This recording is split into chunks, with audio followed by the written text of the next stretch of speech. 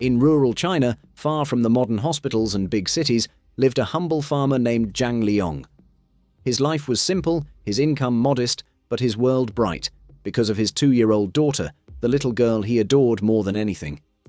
But everything changed the day doctors delivered a devastating diagnosis.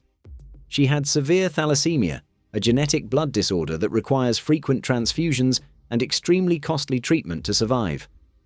The treatment would cost nearly 1 million yuan, an amount unimaginable for a family earning just enough to survive. Still, Zhang refused to give up. He sold whatever the family owned, livestock, tools, everything that had value. They borrowed from relatives, neighbors, even moneylenders. Every last yuan went into trying to save their child. But the debt grew faster than hope, and when the doctors warned that without a bone marrow transplant she wouldn't live long, the weight of helplessness crushed him. Then came the moment that shook millions. Zhang walked to a quiet patch of land behind their home. With trembling hands, he began digging, deeper and deeper. Not because he had accepted defeat, but because he feared the day death would come, and he wanted his little girl to be less afraid. He carved out a small grave, a chilling preparation for the unimaginable. Videos showed the tiny girl sitting in the pit, smiling innocently, playing with dirt, unaware of what it meant.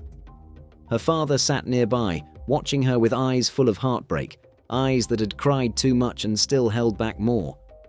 He said he wanted her to get used to the place in case they could not save her. The scene was unbearable. Millions across China saw the video, and something extraordinary happened. What began as a father's private grief turned into a nationwide movement of compassion. Donations poured in from ordinary people, students, workers, and families who were moved by the father's desperation. Within less than a month, the crowdfunding reached the full amount needed for treatment. But fate had one more miracle in store. Zhang and his wife later welcomed another baby girl. Soon after her birth, doctors discovered that her umbilical cord blood was a perfect match, exactly what was needed for the life-saving transplant her sister required. A generous businessman stepped forward to cover the surgical and recovery expenses, and against all odds, the little girl survived.